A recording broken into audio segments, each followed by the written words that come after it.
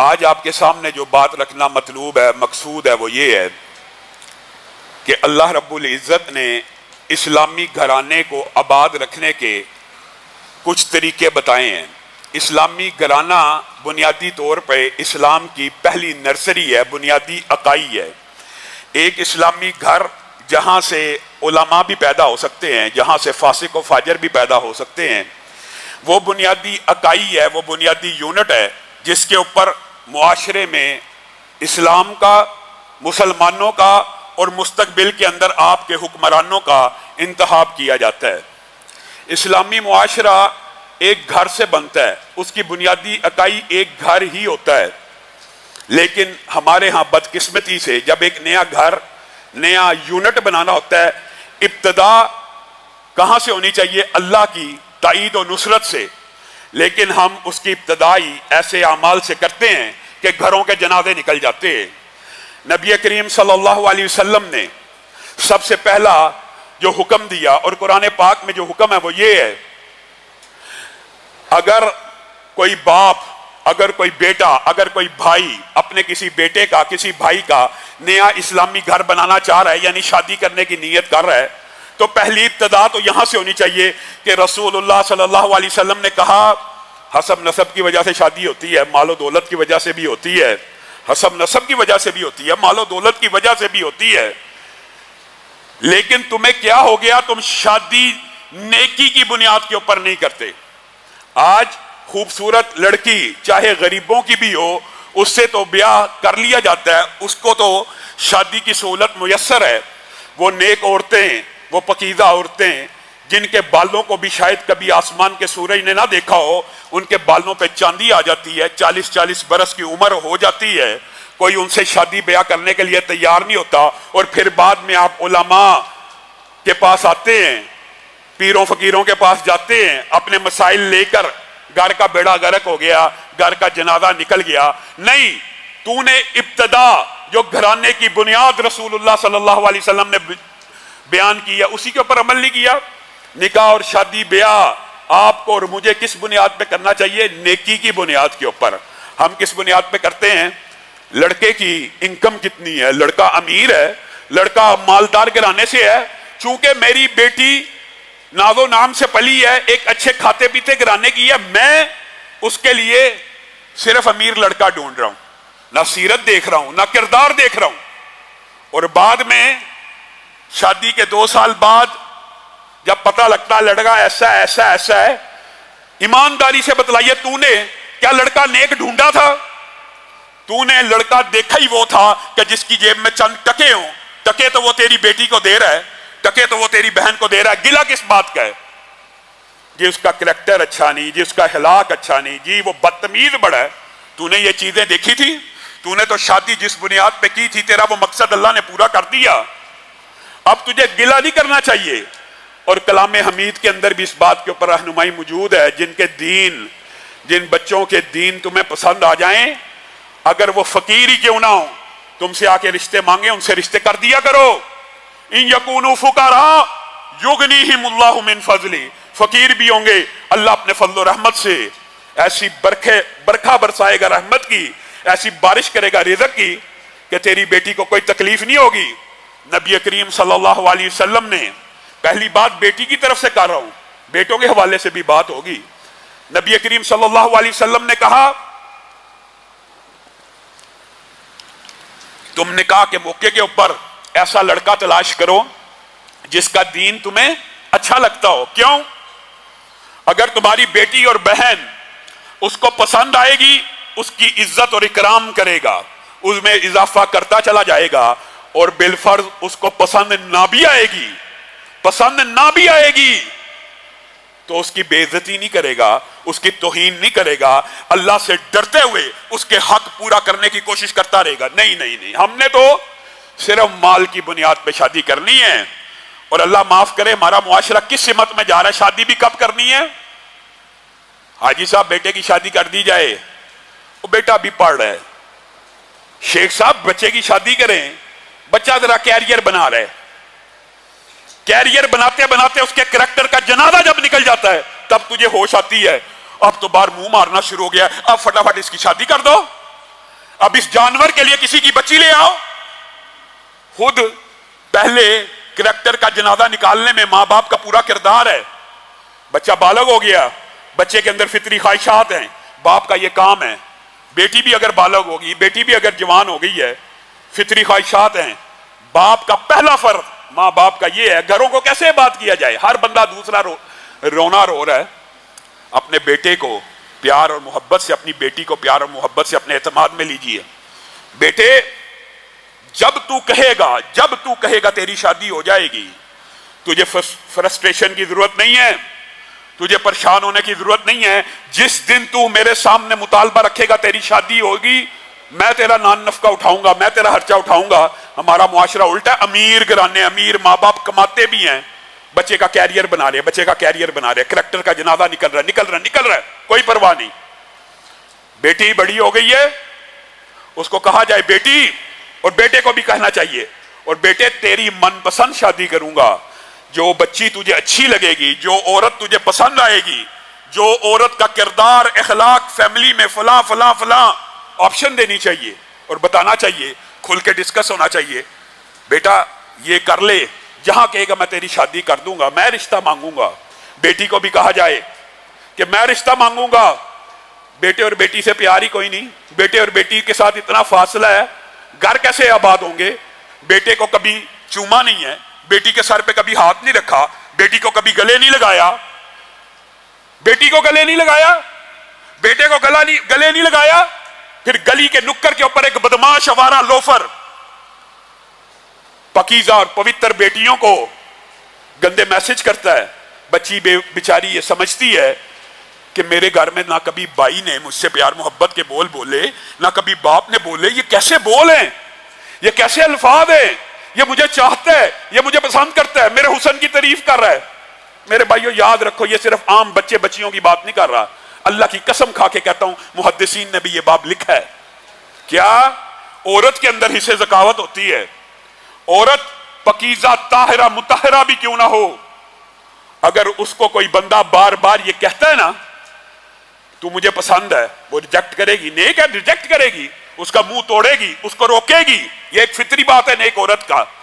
لیکن یہ باپ بڑا اہم ہے, اس کے دل کے اندر اس کو پسند کرنے والے کے لیے نرم جذبات آئیں گے. یہ ایک حصہ اللہ تعالیٰ نے عورت کے اندر بھی رکھی ہے, اسی طرح بچوں کے اندر بھی رکھی ہے کہ جو ان سے محبت کرے, الفاظ بولتا ہے. بچے کو گھر کے اندر ساری زندگی پیار محبت نہیں ملا, بچی کو نہیں ملا, پھر کوئی گلی کا اوباش اور آوارہ بچہ تیری بیٹی کی یہ محبتیں اچک لے, تجھے اپنے ضمیر کو بھی ٹٹولنے کی ضرورت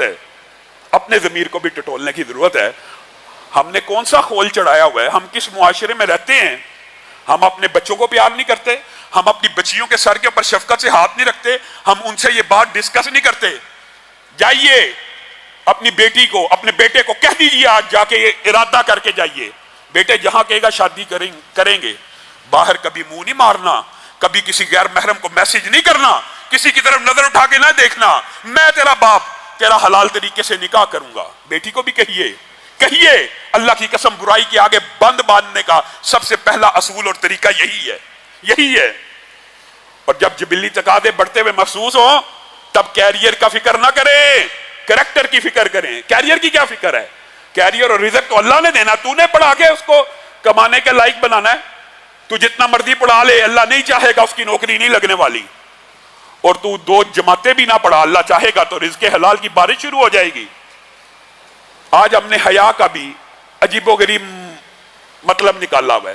حیا بھی ہماری اپنے معاشرے کے اعتبار سے, ہم بیٹا بیٹی تو دور کی بات ہے, میاں بیوی کے حقوق کے اندر کتنے ہیں جنہوں نے اپنی بیویوں کے ساتھ وہ الفاظ بولے ہوں جو سنت سے بھی ثابت ہیں اور صحابہ کی سیرت سے بھی ثابت ہیں. ہم میں سے کتنے ہیں جو حلال اور پکیدہ بیوی ہے, اس کے لیے زبان سے اگر پیار کے الفاظ نکل گئے سر تے چڑھ جائے گی, پیار کے الفاظ نکل کے سر تے چڑھ جائے گی.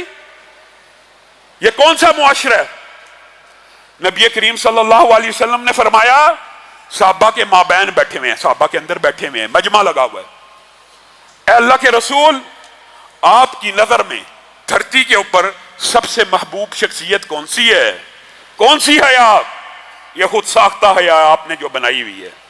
نبی کریم صلی اللہ علیہ وسلم نے کہا عائشہ، آپ اور میں، ہم میں یہ اخلاقی جرت ہے، ہم سے کوئی پوچھے بیوی کیسے لگتی ہے، اور بس گزارا ہی ہو رہا ہے، بس یہ بس اللہ کا ہی شکر ہے، اس کا احسان نہیں ماننا، اس کے بارے میں دو لفظ نہیں کہنے۔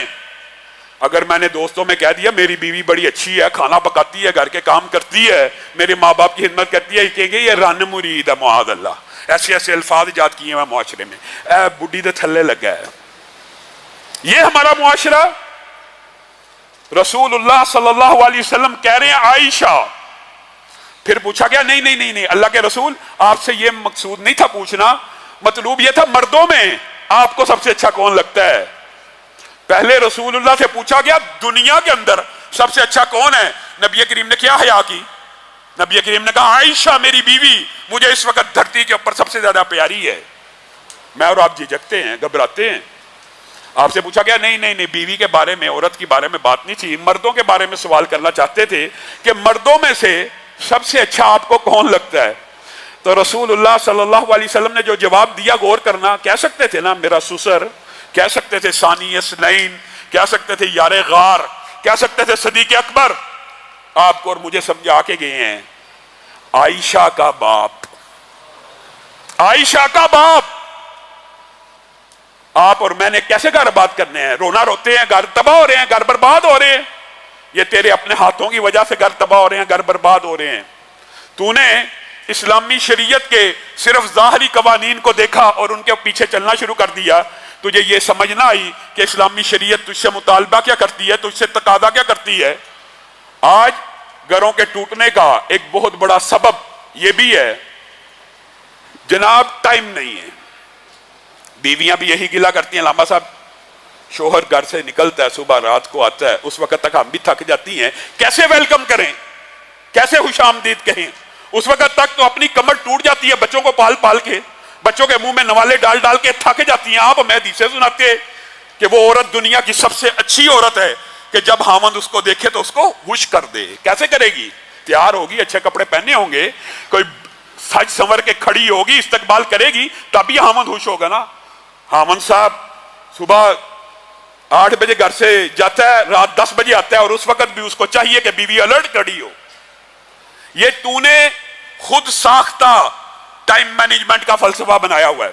نبی کریم صلی اللہ علیہ وسلم سے زیادہ قیمتی ٹائم کسی کا نہیں ہے، اور نبی کریم صلی اللہ علیہ وسلم کی پوری زندگی کا معمول تھا، پوری زندگی کا۔ ایک وقت میں 9 بیویاں بھی تھیں، پوری زندگی کا معمول تھا۔ صبح فجر کے بعد ہر بیوی کے پاس گئے ہیں، ایک دن میں صبح فجر کے بعد 9 بیویوں کے پاس، اور یہ وقت امہات المومنین کہتی ہیں کچھ مختصر ہوتا تھا، لیکن عصر کے بعد جب 9 بیویوں کے گھروں میں جاتے تھے تو عصر سے مغرب ٹائم تک اپنی بیویوں سے ان کی ضروریات کے بارے میں، ان کی حاجات کے بارے میں دریافت کیا کرتے تھے اور وقت دیا کرتے تھے۔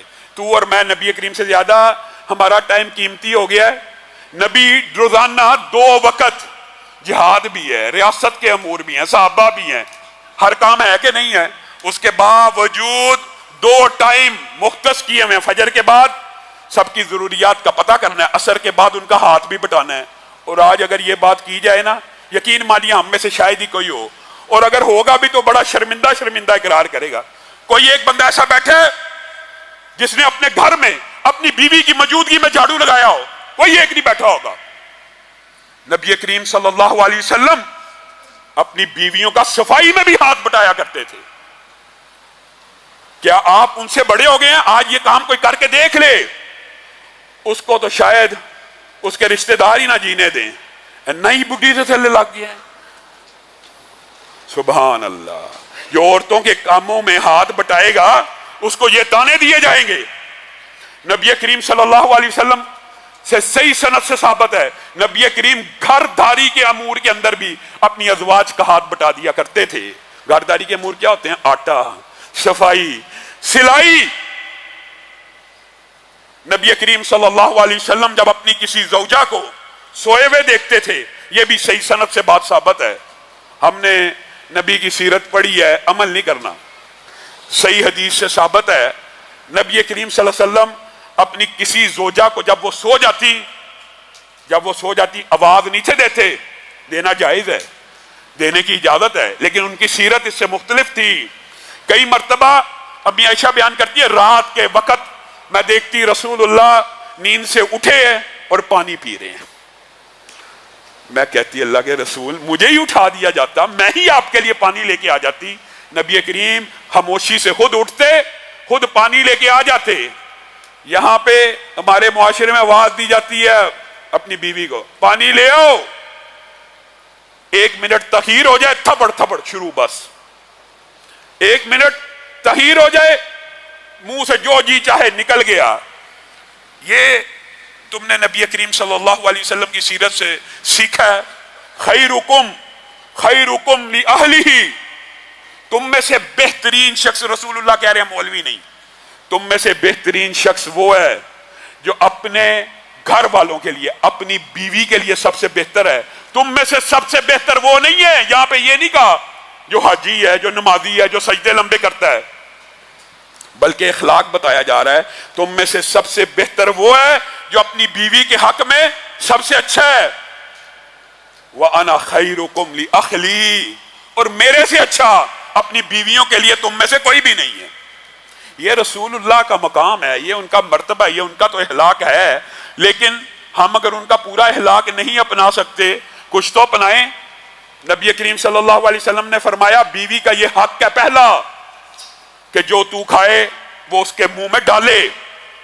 تو باہر دوستوں کے ساتھ ٹکے بھی کھا رہا ہے, کباب بھی کھا رہا ہے, پارٹیاں بھی کر رہا ہے, ڈنر بھی کر رہا ہے, گا رہا ہے, پیٹ بھرا ہوا ہے, روب جاڑنے کے لیے کچھ نہیں بنایا, آج میں نے کھانا نہیں کھانا, باہر سے کھا کے آ رہا ہے, دوستوں کے ساتھ خوش گپیاں بھی لگا کے آ رہا ہے, دوستوں کے ساتھ ہنس کھیل کے بھی آ رہا ہے, گھر آ کے روب جما دیا, مجھے یہ پسند نہیں, کھا کے بھی آیا ہوگا, چیز سامنے پڑی یہ پسند نہیں آ رہی, کیونکہ باہر سے کھا کے آیا. تیرے پہ فرض ہے جو تو کھائے اپنی بیوی کے منہ پہ بھی وہ نوالا ڈالے. صحابہ نے پوچھ لیا اچھا اس کے منہ میں نوالا ڈالنے کا کیا فائدہ ہے؟ نبی کریم صلی اللہ علیہ وسلم نے کہا صدقوں میں سے بھی سب سے بہترین صدقہ یہ ہے کہ جو تو کھائے وہی اپنی بیوی کے منہ میں ڈال. رسول اللہ صلی اللہ علیہ وسلم, اور اس سے مراد یہ بھی ہے کہ جو تیرا بود و باش ہے وہی بیوی کا بھی بود و باش ہونا چاہیے. خود تیرے پاس سینکڑوں سوٹ ہوں, گڑیاں ہوں, ہر چیز ہو, جوتے ہوں, اور بیوی سوٹ مانگ لے, تیرے پاس پیسے نہ ہو, تیرا جو بود و باش ہے, ایک مطلب یہ بھی ہے, اور دوسرا عملی مظاہرہ بھی رسول اللہ صلی اللہ علیہ وسلم نے کر دیا. امی عائشہ بیان کرتی ہیں رسول اللہ اپنی ازواج سے اس قدر محبت کیا کرتے تھے کہ جس پیالے کے جس جگہ اور مقام کے اوپر میرے ہونٹ لگا کرتے تھے رسول اللہ وہ پیالہ مجھ سے پکڑ لیا کرتے تھے. کس لیے؟ کیا رسول اللہ کو اس وقت پیاس لگ رہی ہے؟ احادیث سے یہ بات سمجھ آتی ہے رسول اللہ اپنی ازواج کا دل رکھنے کے لیے اور محبت کا اظہار کرنے کے لیے اسی جگہ پہ اپنے ہونٹوں کو لگاتے تھے جہاں ماں عائشہ کا ہونٹ لگا ہوتا تھا. جس جگہ پہ ماں عائشہ بوٹی کھا رہی ہوں, یہ بھی صحیح سند سے ثابت ہے واقعات, جس جگہ سے بوٹی کو کھا رہی ہیں نبی کریم صلی اللہ علیہ وسلم مذاق سے خوشطبی سے ماں عائشہ سے وہ کھینچ لیتے اور اسی جگہ کے اوپر اپنے دانتوں کو رکھ لیتے. محبت کا اظہار ہے, محبت کا اظہار ہے. یہ وہ نبی ہے جو وفا ہے, با وفا پیغمبر, با وفا نبی کے امتی آج بیویوں سے ہی بے وفائیاں کر رہے ہیں, بیویوں سے بے وفائی. نبی کریم کی ایک زوجہ حضرت خدیجہ عرصہ ہو گیا دنیا سے چلی گئی ہیں. حضرت خدیجہ کی بہن خالہ بنت خویلد ایک دن آ گئی, آ کے آواز لگائی, نبی کریم صلی اللہ علیہ وسلم نے ان کی آواز کو سنا, آپ کی آنکھوں سے آنسو جاری ہو گئے. کہا خدیجہ, آواز بہنوں کی ملتی ہوتی ہے, ایک لمحے کے اندر ماں خدیجہ کے سارے واقعات کیسے نبی کی آنکھوں کے سامنے گھومے ہوں گے کہ نبی کی آنکھوں سے زاروں قطار آنسو بہ رہے ہیں اور کہہ رہے ہیں خدیجہ, خدیجہ کی آواز. کہا نہیں نہیں وہ تو دنیا سے جا چکی ہے, یہ حالہ ہوں گی, یہ حالہ ہوں گی. ماں خدیجہ کا ہار, ایک دن صرف ہار دیکھ لیا ابو العاص نے, فدیے میں وہ ہار دیا, لمبی چوڑی بات ہے, وہ ہار دیکھ لیا جو ماں خدیجہ کے گلے میں کبھی دیکھا تھا, فدیے کے طور پہ داماد نے بھیجا کہ آزاد کر دیجئے. زینب نے کہا ہار بیچ دیتی ہوں, فدیہ دیجئے اور آزاد ہو کے آ جائیے. نبی کریم صلی اللہ علیہ وسلم صرف ہار دیکھ رہے ہیں. یہاں پہ بیوی گھر میں موجود بھی ہو, یہاں پہ بیوی کے ساتھ رفاقت بھی ہو, بیوی کے ساتھ لمبا عرصہ قیام بھی ہو, کوئی محبت کے جذبات نہیں ہیں. اور نبی کریم صرف خدیجہ کا ہار دیکھتے ہیں, آنکھوں سے آنسو بہ رہے ہیں. اے میرے صحابہ, ایک چیز کی اجازت دیتے اور قربان جائیں نبی کی ایمانداری کے اوپر, یہ ہار میں نے خدیجہ کے گلے میں کبھی دیکھا تھا, مجھے لگتا ہے میری بیٹی زینب نے بھیجا ہے. زینب کو یہ ہار ملا تھا, اگر اجازت ہو تو یہ ہار اس کو واپس کر دیا جائے. ماں خدیجہ کو یاد کیا ہر لمحے کے اوپر, ازواج کے ساتھ بے وفائی نہیں کی. عید کے موقع کے اوپر سب سے پہلے گوشت بھیجنے کی باری آتی تو کہتے میری زوجہ کی سہیلیوں کو دے کے آؤ. سب سے پہلے ایک مرتبہ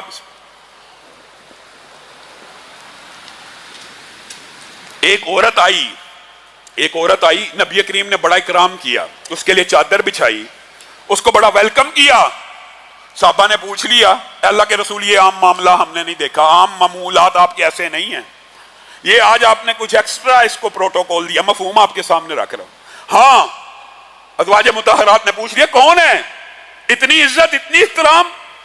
کہا ہاں ہاں ہاں ہاں میں تمہیں بتاتا ہوں وجہ. یہ وہ عورت ہے کہ جب میں خدیجہ کے ساتھ مکہ میں رہا کرتا تھا تو خدیجہ سے ملنے آیا کرتی تھی. بس خدیجہ سے ملنے آیا کرتی تھی ایک عورت, اس کا یہ اکرام کیا جا رہا ہے. اور یہاں بیوی کا ماں باپ بھی آ جائے, کیا رویہ ہوتا ہے. وہ بیوی کی ایک جاننے والی عورت کبھی بعد میں آ گئی, اس کی عزت اور احترام ایسا ہے. یہاں پہ سگے سسر کا, سگی ساس کا کیا احترام ہے. نبی کریم نے کہا باپوں میں سے وہ باپ بھی تمہارے ماں باپ کے بعد احترام کے لائق ہیں جنہوں نے اپنے جگر کا ٹکڑا تمہارے سپرد کر دیا. اللہ کے کلام کی وجہ سے, اللہ سے ڈرتے نہیں ہو, اللہ کے کلام کی وجہ سے. وہ نازک آپ جینے, وہ ناز و نعم میں پلی ہوئی بیٹیاں جن کے باپ, محدثین نے لکھا اللہ کی قسم, محدثین نے کہا اسلام نے ہمیں اتنا رقیق القلب کر دیا, کبھی اتنی شکاوت تھی کہ بیٹی کو زندہ درگور کر دیا کرتے تھے, آج دل میں اتنی نرمی ہے. اگر ہمارے اوپر بیٹیوں کی شادی فرض نہ ہو تو ہم کبھی اپنی بیٹیوں کی شادی نہ کریں. محدثین کے یہ الفاظ ہیں. چونکہ فرض ہے, وہ باپ کے گھر میں پلی ہوئی لاڈلی ناز و نام میں آج اس کا باپ آ جائے, آج اس کی ماں آ جائے, 2 گالیاں اس کو بھی 2 گالیاں ان کو بھی. کیا تمہارے نبی کا یہ اسوہ ہے؟ نبی کا اسوہ کیا ہے؟ حضرت جویریہ کے ساتھ نبی کریم صلی اللہ علیہ وسلم نے غزوے میں شادی کی, مشہور واقعہ ہے, وقت کم ہے اس لیے میں صرف اشارے کرتا جاؤں گا. حضرت جویریہ سے شادی کی. آپ کو پتہ ہے نا اس غزوے کے اندر مسلمان سپاہیوں کے فی کس 1,000 دینار آئے اور مال غنیمت اس کے علاوہ تھا. رات گزری, صحابہ کو پتا چل گیا کہ رسول اللہ صلی اللہ علیہ وسلم کی شادی اس قبیلے میں ہو گئی ہے, جویریہ سے رسول اللہ نے شادی کر لی ہے. نبی نے نہیں کہا, ابھی تک نبی نے کوئی حکم نہیں دیا. صحابہ آپس میں مشورہ کرنے لگے, یہ تو ہمارے نبی کے سسرالی رشتہ دار بن گئے ہیں, ہمارے ہاں سسرال کا کیا احترام ہے, یہ تو ہمارے سسرالی رشتہ دار بن گئے ہیں. اللہ کے رسول نے ان کی بیٹی کے ساتھ شادی کر لی ہے. صحابہ نے 1,000 دینار جس سے لیے واپس کرنا شروع کر دیے. حدیث کے الفاظ ہے, وہ لوہے کا ڈول جس سے پانی کھینچا جاتا ہے صرف وہ واپس نہ کیا. صحابہ نے خود وہ صرف ڈول واپس نہ کیا بلکہ ایک ڈول کے اوپر لکڑی لگی ہوتی ہے, آپ کو پتا ہے جب کنویں میں ڈالا جائے ایک لکڑی کے ذریعے رسی باندھ کے اس کو نیچے کیا جاتا ہے, حتیٰ کہ جس کے حصے میں اس لوہے کے ڈبے کے لکڑی صرف حصے میں لکڑی بھی آئی تھی, اس لکڑی کو بھی واپس کر دیا کہ یہ ہمارے نبی کے سسرالی رشتہ دار ہیں. اور نبی کریم صلی اللہ علیہ وسلم نے امت کو ایک نصیحت کی تھی, ایک وصیت ہے تو ہم مانتے ہی نہیں. رسول اللہ نے کہا نہیں کہ میں عورتوں کے بارے میں تمہیں وصیت کرتا ہوں, عورتوں کے بارے میں ڈر جاؤ. کوئی بندہ ایسا نہ کرے کہ صبح ایک عورت کو مارتا ہو اور رات پھر اسی کے ساتھ بسر کر رہا ہے, اس کو یا شرم نہیں آتی. عورتوں کے بارے میں اللہ سے ڈر جاؤ. نبی کریم صلی اللہ علیہ وسلم نے ایک وصیت کی امت کو، کیا؟ ان قریب تم مصر کو فتح کرو گے، ان قریب تم مصر کو فتح کرو گے، اور جب تم مصر کو فتح کر لینا، سبحان اللہ، ان کے ساتھ عزت سے پیش آنا، ان کے ساتھ احترام سے پیش آنا۔ اے اللہ کے رسول، ان کے ساتھ عزت سے پیش آئیں۔ کوئی خاص بات ہے؟ کبھی کسی اور قوم کے بارے میں آپ نے نہیں کہا۔ مصریوں کے ساتھ آپ کہہ رہے ہیں عزت سے پیش آنا، احترام سے پیش آنا۔ تو نبی کریم صلی اللہ علیہ وسلم نے کہا جی ہاں، جب ان کو فتح کرنا، ان کی عزت کرنا، ان کی تکریم کرنا۔ اللہ کے رسول وجہ بھی بتا جائیے، وجہ بھی رسول اللہ نے بتا دی۔ ان کی تمہارے نبی کے ساتھ سسرالی رشتہ داری ہے۔ اب بتائیے، یہاں پہ رکیے، کون سی سسرالی رشتہ داری؟ کون سی سسرالی رشتہ داری؟ محدثین نے لکھا ایک تو ماریا قبطیہ جو تھی مصر سے آئی تھی، اور بعض محدثین نے کہا اس طرف شاید اشارہ نہ ہو، اور اشارہ اس طرف ہو کہ ماں ہاجرہ ابراہیم سے بیاہی گئی تھی، اور ماں ہاجرہ کہاں سے آئی تھی؟ مصر سے آئی تھی۔ تو نبی کریم صلی اللہ علیہ وسلم نے امت کو نصیحت کی، وہ تمہارے نبی کے سسرالی رشتہ دار ہیں۔ عمر بن العاص نے جب مصر کو فتح کیا، باج گزار کھڑے ہیں، فاتح کی کوئی اور شان ہوتی ہے، مفتوح کی کوئی اور ہوتی ہے۔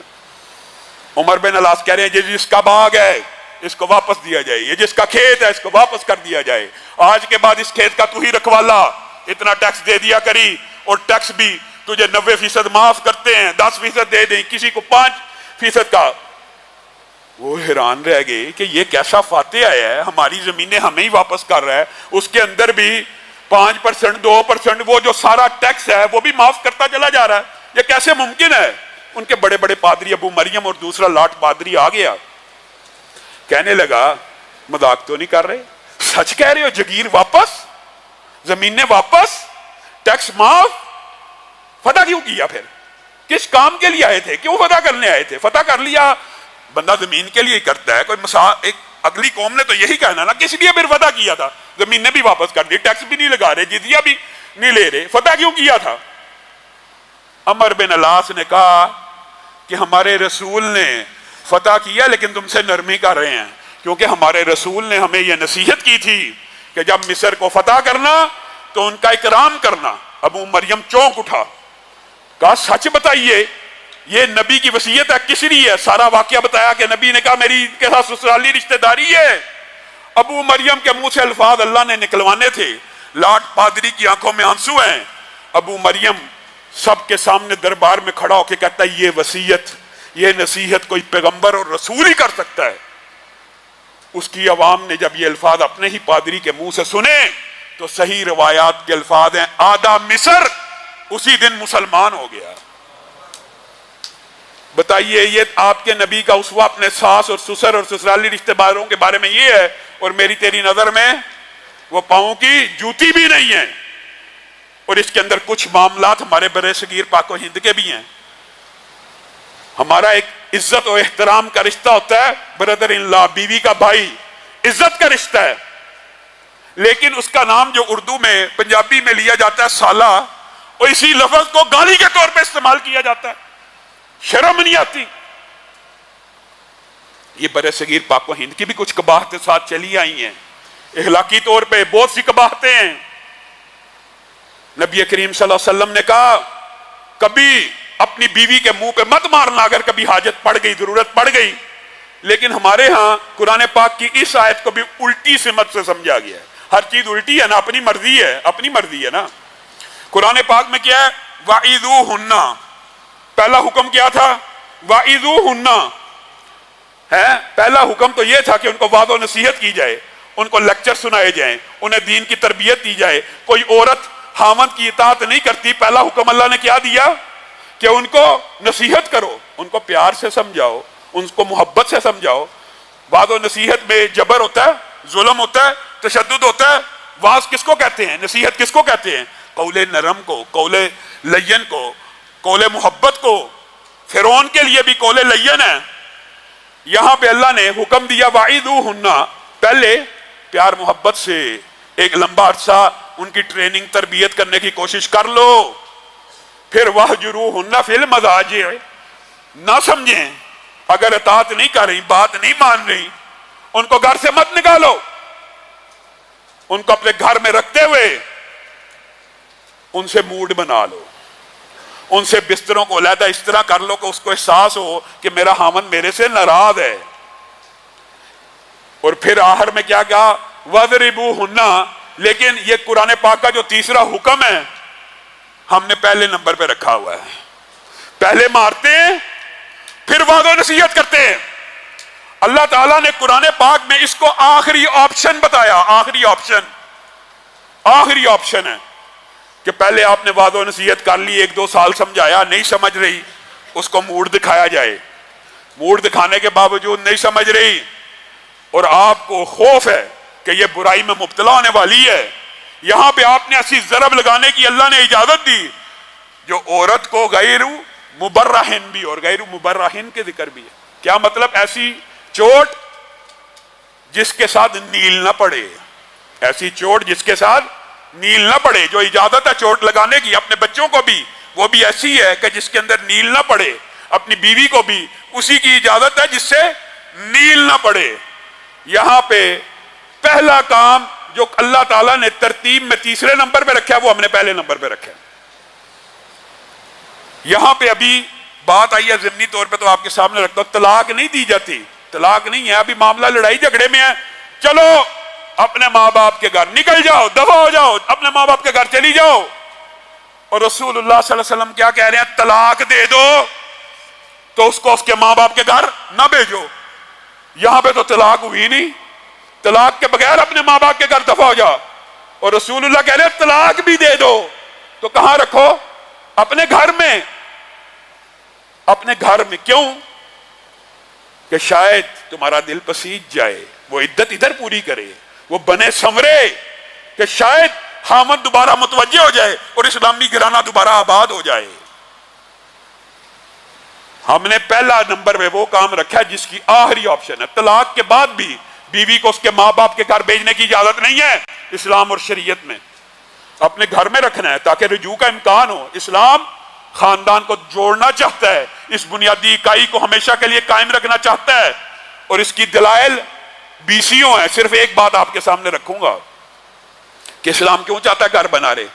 آپ صرف اس مسئلے کی گہرائی کو سمجھیں کہ میاں بیوی کی لڑائی کتنی بری چیز ہے اسلام میں، کہ وہ ابلیس اعظم اپنے اس چیلے کا استقبال کھڑے ہو کے کرتا ہے، اہلاً و سہلاً مرحبا کر کے کرتا ہے، جو کسی میاں بیوی کے درمیان جدائی کروا کے آتا ہے، زنا کروانے والے کا نہیں، قتل کروانے والے کا نہیں، اس کا استقبال کر رہا ہے جس نے بیوی سے جدائی کروا دی ہے۔ اس کی کوئی اہمیت ہوگی تو ہی وہ یہ کام کر رہا ہے۔ اور دوسری بات جو اس کی اہمیت کو ثابت کرتی ہے اس گھرانے کی اکائی کی، وہ یہ ہے نبی کریم صلی اللہ علیہ وسلم نے، آپ کو پتا جھوٹ مذاق میں بولنے کی اجازت نہیں دی، ہنسی مذاق میں جھوٹ نہیں بولا جا سکتا، تکلفاً جھوٹ نہیں بولا جا سکتا، جھوٹ کئی معاملات کی اس کی قباحتیں آپ کے سامنے کئی مرتبہ رکھی ہیں۔ ایک معاملہ جھوٹ جہاں خلاف حقیقت بولنے کی ضرورت اجازت ہے وہ یہ ہے کہ میاں اپنی بیوی سے اور بیوی اپنے میاں سے اپنا گھر بچانے کی خاطر خلاف حقیقت بات کریں گے، جھوٹ بولیں گے، تو ایسا ہی ہے جیسے دو مسلمان بھائیوں میں صلح کروانے کے درمیان جھوٹ بولنا باعث عذاب نہیں بلکہ باعث ثواب بن جاتا ہے۔ اسی طرح گھروں کو آباد کرنے کے لیے میاں بیوی کا ایک دوسرے کے ساتھ یہ الفاظ کہنا، اور محدثین نے تشریح بھی کر دی ہے۔ یہ کیا اجازت ہے؟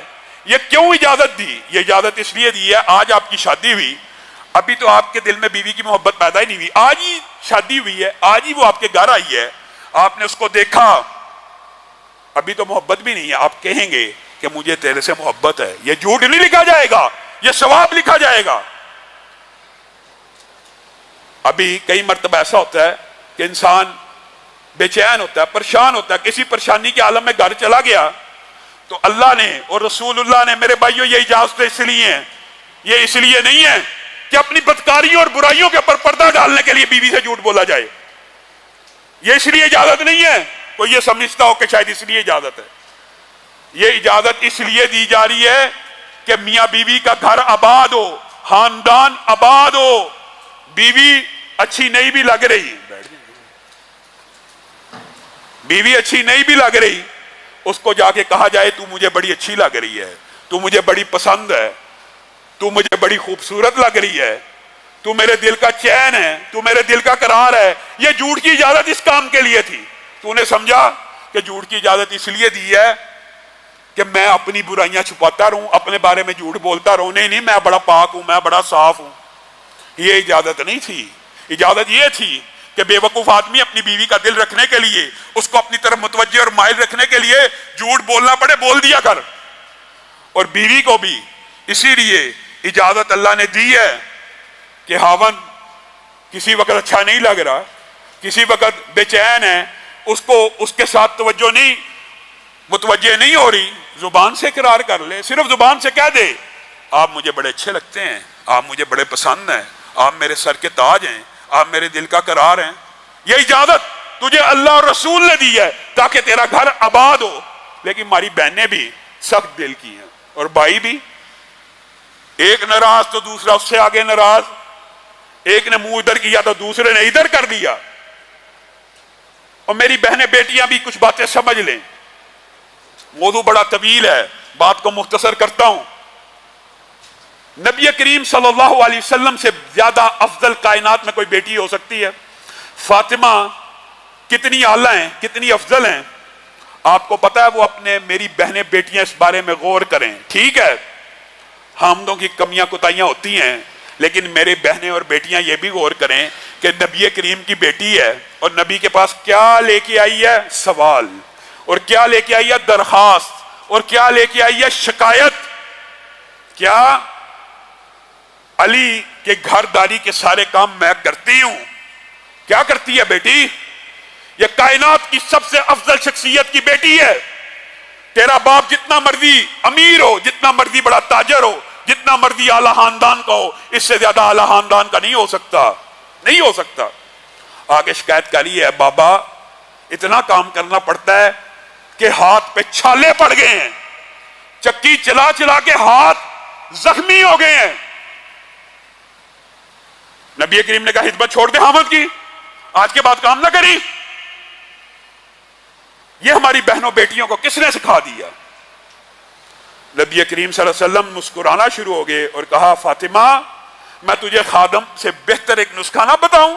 بتا دیجئے.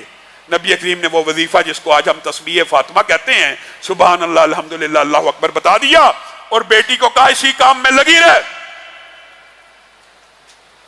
نبی کے بعد کائنات کا سب سے افضل آدمی امت میں کون ہے؟ ابو بکر صدیق. ان کی بیٹی اسماء بنت ابی بکر ہیں.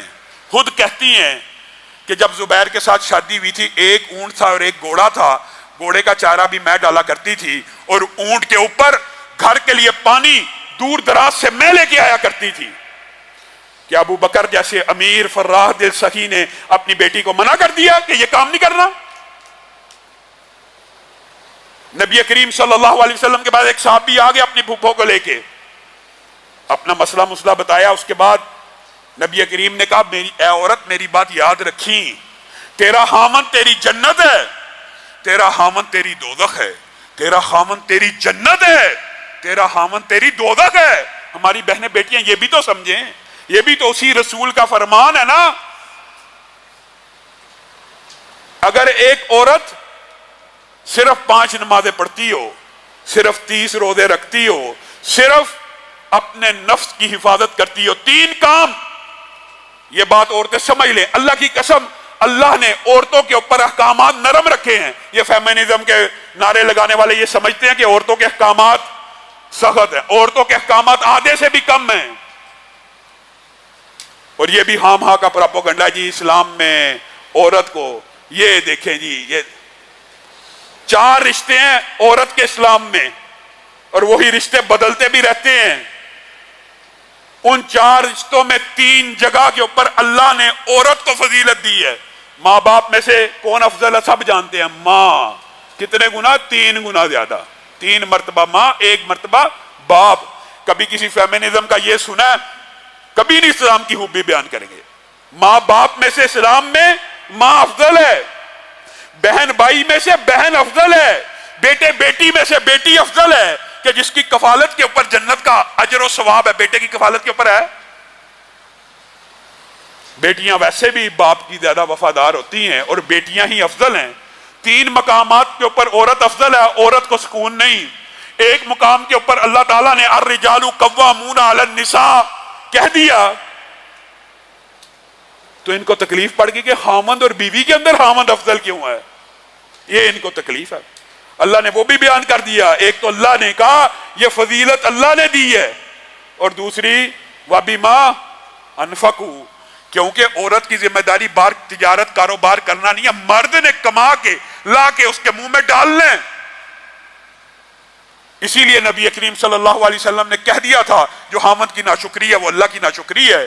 جہنم میں وہ عورتیں بھری پڑی ہیں جن کو خامند ایک عرصہ کھلاتا پلاتا احترام کرتا عزت کرتا ہے, ایک دن ان سے ناراض ہو جائیں تو کہہ دیتی ہیں ہم نے اس بندے سے کبھی خیر ہی نہیں دیکھی, یہ بندہ تو شروع سے ہی ایسا ہے, یہ بندہ ہر روز جس دن سے میں اس گھر میں آئی ہوں ہر روز اس کا یہی کسب ہے, ہر روز چاہے گے کسب یہ ہو بھی نہ اچھی زندگی بھی گزری ہو. نبی کریم نے کہا اس عورت کے اوپر اللہ نظر رحمت نہیں کرے گا کہ وہ عورت جو اپنے خامند کے بغیر رہ بھی نہیں سکتی, دل سے محبت بھی کرتی ہے, اوپر سے ڈائلاگ بول رہی ہے. اللہ تو کہہ رہے ہیں, رسول اللہ تو کہہ رہے ہیں تو جھوٹے ڈائلاگ محبت کے بول لے, اور تو دل سے محبت کرتی ہے اور منہ سے جھوٹ کہتی ہے کہ میں نے خامند سے خیر نہیں دیکھی.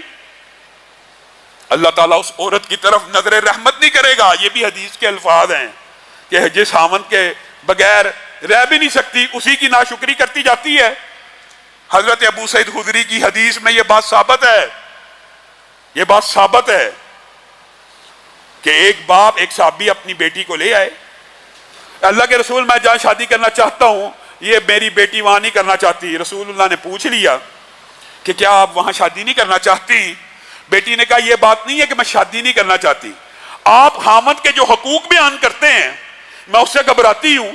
آپ نے یہ بات تک کہہ دی ہے, رسول اللہ نے یہ بات بھی کہی ہے, بیٹی کے الفاظ اس حدیث میں موجود نہیں ہے لیکن آپ کو مفہوماً سمجھا رہا ہوں کہ آپ خامند کے حقوق بیان کرتے ہیں. رسول اللہ نے کہا اگر اسلام کے اندر سجدہ جائز رہتا تو میں سب سے پہلے بیوی کو حکم دیتا کہ خامند کو کیا کر, تعظیم کا عبادت کا وہ بھی نہیں, لیکن جائز ہی نہیں ہے. کہاں آپ اتنے خامندوں کے حقوق بیان کرتے ہیں تو مجھے بتائیے خامند کا حق کیا ہے, سچ سچ بتائیے. نبی سے پوچھ رہی ہے. نبی کریم نے کہا بیٹی اگر تو یہ بات پوچھتی ہے تو سچی بات یہ ہے کہ خامند کا حق اتنا زیادہ ہے کہ اگر وہ زخمی بھی ہو تو اس کے زخموں کو چاٹے تو اس کا حق ادا نہیں کر سکتی. تو وہ بچی گھبرا گئی, کہا اللہ کے رسول اسی لیے میں شادی نہیں کرنا چاہتی کیونکہ میرے اندر یہ حص اتنی اطاعت و فرما برداری کی موجود نہیں ہے. تو رسول اللہ صلی اللہ علیہ وسلم نے اس کے باپ کو کہہ دیا تھا اس بچی کی شادی اس کی مرضی کے بغیر نہ کرنا, بچیوں کی شادی ان کی مرضی کے بغیر نہیں کرنی چاہیے. جب تک بچی کو واقعی کوئی ایسا بندہ آپ رشتہ لے کے آئیں اس کو جو پسند آئے اسی کے ساتھ کیا کیجئے, ورنہ دل کے اوپر پتھر رکھنا مشکل ہو جاتا ہے. اور جو حدیث میں نے آدھی سنائی ہے, عورت صرف 3 کام کرے, صرف 5 نمازیں پڑھے, یہ احکامات مختصر ہیں عورت کے لیے, صرف رمضان کے روزے رکھے, صرف اپنے نفس کی حفاظت کرے, اور چوتھی شرط کیا ہے یہ صرف ایک شرط, اور اپنے خامند کی اطاعت کرے بس. نبی کریم نے یہ اعزاز کس کو دیا ہے دنیا کے اوپر نام لے کے؟ ایک بندے کو ہی دنیا میں دیا ہوا ہے نا, ابو بکر تو کل قیامت کے دن کھڑا ہوگا, جنت کا ہر دروازہ پکار رہا ہوگا اے ابو بکر ہم سے داخل ہو جائیے. ایک بندے کو دیا نا نام لے کے, لیکن نبی کریم نے یہ اعزاز امت کی ہر بیٹی کو دیا ہے جو چاہتی ہے کہ کل قیامت کے دن جنت کے 8 دروازے اس کو پکاریں, وہ یہ 3 کاموں کے بعد چوتھا کام کیا کرے؟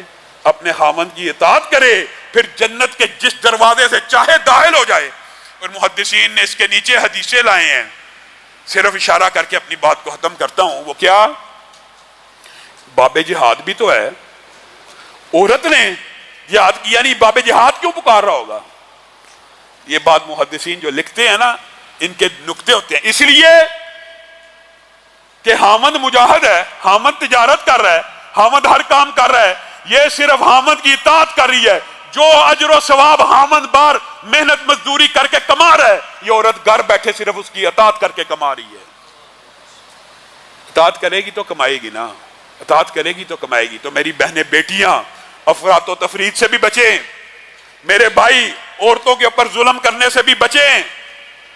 اور نبی کریم صلی اللہ علیہ وسلم نے یہ بھی کہہ دیا کہ کوئی مومن مرد اپنی بیوی کا بغض اپنے دل میں نہ رکھے، بغض نہ رکھے، بغض رکھنے کے باوجود اس کے اوپر گھیرا تنگ کر کے اس کو زبردستی گھر میں رکھا ہوا ہے کہ اس کو ٹیز کرنا ہے، اس کو اذیت دینی ہے۔ جب کبھی ایسا مقام آ جائے تو عزت احترام کے ساتھ، جو اللہ تعالیٰ نے سب سے ناپسندیدہ فعل طلاق کا موقع آ جائے، اس وقت بھی احسان کر کے، نیکی کر کے عورتوں کے ساتھ معاملہ کرنا ہے۔ بعض عورتیں یہ سمجھتی ہیں یہ جی حدیث میں ہے جی عورت پسلی سے پیدا ہوئی۔ نبی کریم صلی اللہ علیہ وسلم کیا چاہتے ہیں عورت کے بارے میں؟ نبی کریم یہ سمجھا رہے ہیں کہ عورت تیری پسلی سے پیدا ہوئی ہے، تیرا کام، تیرے ڈیوٹی اللہ نے یہ نہیں لگائی تو اس کو سیدھا کر، نہیں لگائی یہ تیری ڈیوٹی۔ عورت کو اس کے ٹیڑھ پن کے ساتھ قبول کرنا یہ تیری ڈیوٹی ہے۔ تو کہتا ہے یہ ٹیڑھی ہے، میں انہوں سیدھا کر کے ہی چھڑنا، نہیں کر سکتا تو سیدھا۔ نبی کہہ رہا ہے، نبی کہہ رہے ہیں کہ جو اس کو سیدھا کرنے کی کوشش کرے گا پھر وہ توڑ ڈالے گا، یعنی رشتہ بھی ٹوٹنے کا امکان ہے، اس کا دل بھی ٹوٹ جائے گا۔ کس قدر ظالم ہیں وہ لوگ کہ جنہوں نے جوانی اور حسن کا وقت اپنی بیوی کے ساتھ گزارا، آج بیوی بوڑھی ہو رہی ہے، آج حسن مان پڑ رہا ہے، آج اس کو ضرورت ہے تیری، اور تو کہہ رہا ہے دفع ہو جا، اپنے گھر چلی جاؤ، اب تیری شکل مجھے اچھی نہیں لگتی، جوانی اس نے ساری تیرے ساتھ بتا دی، اب تجھے وہ اچھی نہیں لگتی، کم از کم اس کے احسانات کا بدلہ اس طرح تو دے کہ عمر بھر اس کے ساتھ رفاقت نبھا۔ اور ایک بات جو بڑی طلح ہے وہ بات کہہ کے اپنی بات کو ختم کروں گا، یہ کسی بہن بیٹی کو کبھی ہضم نہیں ہو سکتی، کبھی نہیں ہوتی ہی نہیں، جتنا مرضی مولوی کہہ لیں سمجھا لیں، یہ نہیں ہضم ہونی، یہ ہمارے معاشرے کا بھی علم ہے۔ ہماری بہنیں بیٹیاں اس بات کے اندر تو صبر کر جاتی ہیں کہ ہمارا خاوند باہر منہ مار رہا ہے، غیر محرم سے چیٹ کر رہا ہے، غیر محرم سے بات کر رہا ہے، یہ تو برداشت کر لیتی ہیں، لیکن یہ برداشت نہیں کرتی کہ وہ خاوند حلال طریقے سے پاکیزہ اور طیب اور طاہر کلمے کے ذریعے کسی عورت کو اپنے گھر میں لے آئے۔ نبی کریم نے کہا کیا ہو گیا؟ نہیں وہ تیرا نوالا کھینچتی، نہیں وہ تیری روٹی کے اوپر ڈاکہ ڈالتی، اپنا رزق لے کے آئے گی، تیرے سالن میں شامل ہو جائے گی، تجھے کوئی فرق نہیں پڑے گا۔ یہ میری بہنیں بیٹیوں کو بڑی بات سخت لگتی ہے، اللہ کی قسم اپنے ضمیر کو وہ ٹٹولیں، ان کو اپنے خاوند کی برائی بھی ہضم ہو جائے گی، شادی ہضم نہیں ہوگی، نکاح ہضم نہیں ہوگا۔ اللہ رب العزت ہم سب کی اصلاح فرمائے، اے اللہ ہم سب